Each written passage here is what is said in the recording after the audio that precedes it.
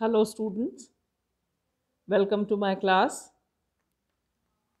मैंने ये स्टार्ट किया था कार्बोक्सिलिक एसिड्स का चैप्टर। तो मैंने इसको बताया था कि इसको अपन लोग 3 हिस्सों में पढ़ेंगे। तो फर्स्ट हिस्सा जो इंट्रोडक्शन और नॉमेनक्लेचर था वो मेरी पिछले वीडियो में मैं शेयर कर चुकी हूँ। अब जो सेकंड पार्ट है वो है प्रिपरेशन ऑफ कार्बोक्सिलिक एसिड्स। इसको भी अपन 2-3 पार्ट्स में करेंगे क्योंकि इसकी बहुत सारे मेथड्स ऑफ प्रिपरेशन हैं। तो एक ही वीडियो में वो शेयर करना मुश्किल है क्योंकि लंबा हो जाएगा, इसलिए मैं उसको आपको टुकड़ों में आपके साथ शेयर करूंगी। तो सबसे पहले अपन इसको देखते हैं, preparation by primary alcohols. Primary alcohol से हम कैसे बना सकते हैं। अब हम लोग पढ़ चुके हैं कि जो प्राइमरी अल्कोहल्स हैं वो ऑक्सीडेशन पे अल्डिहाइड्स देते हैं। सबने, हम लोगों ने स्कूल में, कॉलेजेस में, फर्स्ट ईयर में, स्कूल में, 12वीं में, 10वीं में अपन ने ये पढ़ा हुआ है। तो जो प्राइमरी अल्कोहल्स हैं वो ऑक्सीडेशन पे अल्डिहाइड्स देते हैं और वो फिर फर्दर एसिड में कन्वर्ट हो जाते हैं।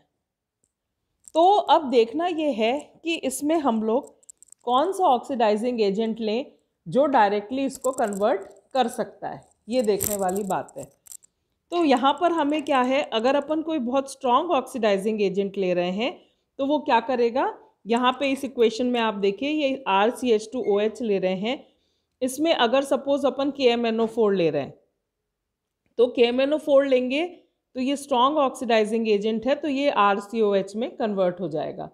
तो यहाँ पर हम लोग क्या लेंगे, प्राइमरी अल्कोहल, कोई भी 1 डिग्री अल्कोहल या प्राइमरी अल्कोहल अपन लेंगे। जो 2 डिग्री अल्कोहल अगर अपन लेते हैं तो वो सेकेंडरी अल्कोहल अगर अपन ले रहे हैं तो वो कीटोन में ऑक्सीडाइज होता है, और जो कीटोन है वो अंडर नॉर्मल कंडीशंस आगे ऑक्सीडाइज नहीं होता।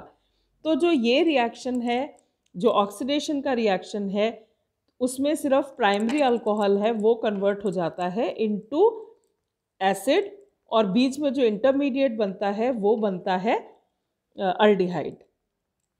अब पहला मैंने आपको बताया, जो अपन ने ऑक्सीडाइजिंग एजेंट लिया था वो KMNO4 लिया था, और उसको हम लोग एसिडिक या बेसिक किसी भी माध्यम में कन्वर्ट कर सकते हैं। अब हम लोग दूसरा देखते हैं।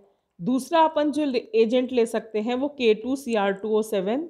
इसको भी अपन एसिड या बेसिक किसी भी मीडियम में ले सकते हैं। इसमें भी अपन RCH2OH को अगर K2Cr2O7 के साथ में ऑक्सीडाइज करेंगे तो ये RCOH बन जाएगा। थर्ड जो अपन ऑक्सीडाइजिंग एजेंट ले सकते हैं वो है जॉन्स रिएजेंट। जॉन्स रिएजेंट क्या होता है, ये CrO3 और H2SO4, ठीक है, इस मिश्रण को जॉन्स रिएजेंट बोलते हैं। इसके इस्तेमाल से भी RCH2OH को अपन RCOH में कन्वर्ट कर सकते हैं। अब ये रिएक्शन कैसे होती है, ये अपन ने कोई भी 1 डिग्री या प्राइमरी अल्कोहल ले लिया, ये कन्वर्ट होगा इनटू अल्डिहाइड, और अल्डिहाइड से कन्वर्ट होगा इन कार्बोक्सिलिक एसिड। या इसको अपन ऐसे कर सकते हैं, अनदर एग्जाम्पल, जैसे अपन ने CH3CH2COOH लिया, यहाँ पर 1, 2 या 3 कोई भी इनमें से ले सकते हैं, KMNO4, K2Cr2O7 या जॉन्स रिएजेंट कोई भी लेंगे तो यहाँ पर ये बन गया CH3COOH में ये कन्वर्ट हो गया। तो ये इसका एक मेथड है ये प्रिपरेशन का फ्रॉम प्राइमरी अल्कोहल्स। अब इन तीनों रिएक्शन में देखने से क्या समझ में आ रहा है कि बीच में इसमें अल्डिहाइड बन रहा है, तो इसका मतलब क्या हुआ कि instead of taking a primary alcohol हम लोग अल्डिहाइड से भी इसका प्रिपरेशन कर सकते हैं। क्लियर है ना, क्योंकि देखिए इसमें अल्कोहल से अल्डिहाइड बन रहा है, अल्डिहाइड से कार्बोक्सिलिक एसिड बन रहा है, तो इसमें हम लोग डायरेक्ट अल्डिहाइड से भी अपन प्रिपरेशन कर सकते हैं। अब जो अल्डिहाइड से अगर अपन कार्बोक्सिलिक एसिड बनाते हैं तो इसको यहाँ पे अपन को प्राइमरी को कन्वर्ट करने के लिए स्ट्रॉन्ग ऑक्सीडाइजिंग एजेंट लिया था। यहाँ पर ये कन्वर्जन वीक ऑक्सीडाइजिंग एजेंट से भी हो सकता है, माइल्ड ऑक्सीडाइजिंग एजेंट। और माइल्ड ऑक्सीडाइजिंग एजेंट कौन से होते हैं, आप लोगों ने पढ़ा होगा, टॉलेंस अभिकर्मक और फेलिक सोल्यूशन, 2 नाम सुने हैं, दोनों ऑक्सीडाइजिंग एजेंट हैं, ये दोनों माइल्ड ऑक्सीडाइजिंग एजेंट हैं। अब टॉलेंस अभिकर्मक क्या होता है, टॉलेंस अभिकर्मक क्या होता है? टॉलेंस अभिकर्मक अमोनिया युक्त silver nitrate, ammoniacal silver nitrate होता है टॉलेंस रिएजेंट। और टॉलेंस रिएजेंट से आपने क्या इक्वेशन पढ़ी है?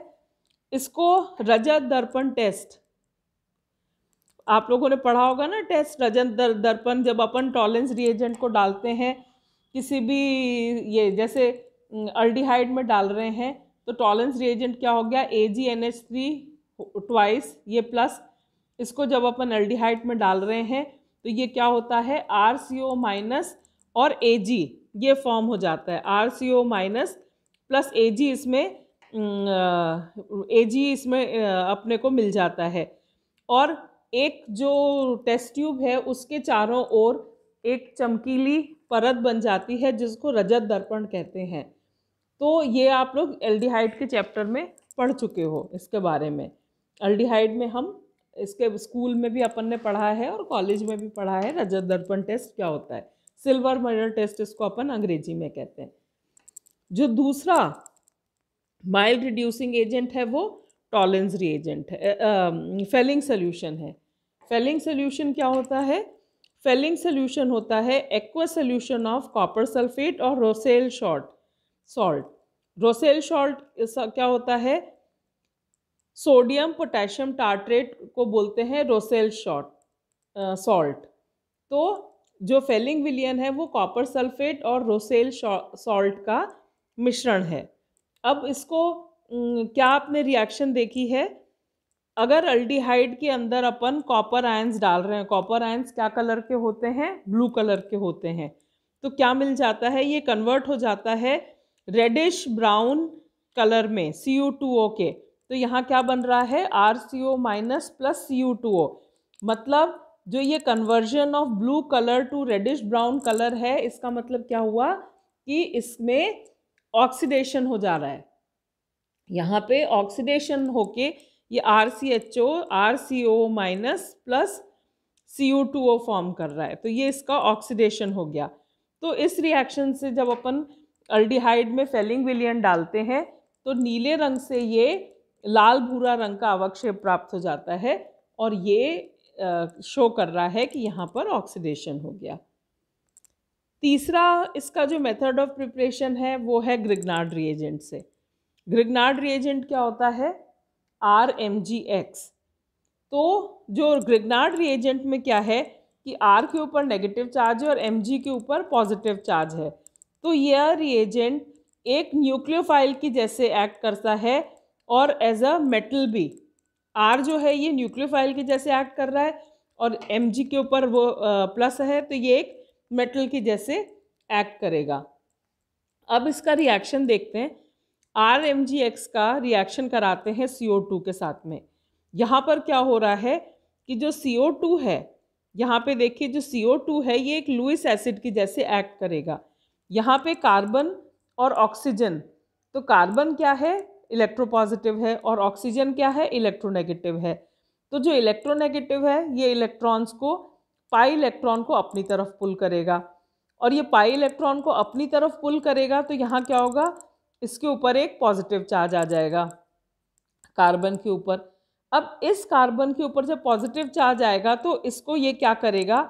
ये जो R माइनस है ये इसके ऊपर अटैक करेगा इलेक्ट्रॉन्स देने के लिए। इसके ऊपर इलेक्ट्रॉन ज़्यादा है, अधिकता में है और यहाँ पर पॉजिटिव चार्ज है, तो ये इसके ऊपर इसको हेल्प करने के लिए आएगा। तो अपन क्या कर सकते हैं? ये जो रिएक्शन है ड्राई ईथर की उपस्थिति में होती है, तो अपन ये देख सकते हैं कि इस तरह की स्थिति बन गई। RC, ये डबल बॉन्ड O, ये वाला जो डबल बॉन्ड O है ये ऐसे रह गया और यहाँ पर ये O और इसके साथ में अब ये MgX जुड़ गया। ठीक है, अब नेक्स्ट स्टेप में क्या हो रहा है? इसमें हाइड्रोलिसिस करेंगे। हाइड्रोलिसिस में क्या हुआ? H आयन और OH आयन। तो अब क्या होगा कि इस O पे माइनस चार्ज है, तो जो H आयन है इस O पे अटैक करेगा, इसके साथ अटैच होगा और MgX पे OH, तो ये बन गया RC double bond OH plus MgOH बन गया। ठीक है, तो ये इस तरह से रिएक्शन हो गया। फर्दर देख सकते हैं, अगर R की जगह अपन CH3MgBr लिख लें, इसका CO2 के साथ रिएक्शन करें in presence of dry ether, तो ये इंटरमीडिएट बन गया CH3C डबल बॉन्ड OMgX, और इसका जब अपन हाइड्रोलिसिस करेंगे तो ये बन जाएगा CH3COH प्लस MgOHX। तो यहाँ पर क्या हो रहा है, इसको अपन यूज कर सकते हैं कार्बन चेन इंक्रीज करने में। यहाँ पर क्या हो रहा है, CH3MgBr ले रहे थे और यहाँ प्रोडक्ट में बन रहा है CH3COOH, तो यहाँ पर एक कार्बन बढ़ गया। तो वैसे तो बहुत और तरीके भी हैं, पर इस रिएक्शन को भी अपन इस्तेमाल कर सकते हैं कार्बन चेन इंक्रीज करने के लिए।